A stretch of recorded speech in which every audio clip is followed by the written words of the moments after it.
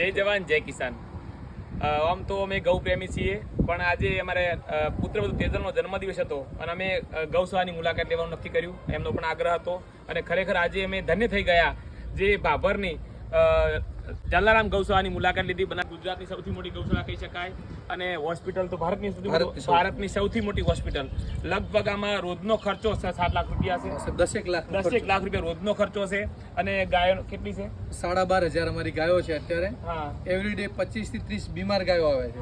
તેમાંથી સાજી કરી નિભાવ કરવાનું કાર્ય અમે કરીએ છીએ. સરસ. ડોક્ટરો કેટલા છે? સ્ટાફ કેટલો? 60 લોકોનો અમારો મેડિકલ સ્ટાફ છે અને 350 લોકોનો બીજો આખો વ્યવસ્થામાં સ્ટાફ છે અમારો. રોજિંદો સાહેબ 10 થી 11 લાખ રૂપિયાનો ખર્ચો છે. અમારી 22 જેટલી એમ્બ્યુલન્સો છે જે અલગ અલગ વિસ્તારમાંથી ગૌ માતાને લઈ આવે, એની સારવાર ટ્રીટમેન્ટ કરી આપે. જે પણ વોર્ડ જોયા એવું હરેક વોર્ડમાં ડોક્ટરોની ટીમ, એમની સારવાર ટીમ, સાફ સફાઈની ટીમ અને એમાંથી સાજી કરી એ ગાયોનો અમે નિભાવ. દરેક ગુજરાતના અને દેશના લોકોની વિનંતી કરું છું કે એક આધું મંદિરના દર્શન નહીં કરો તો ચાલશે, પણ ભાભરની આ ગૌશાળાની મુલાકાત લેજો. હું તો ધન્ય થઈ ગયો ખરેખર.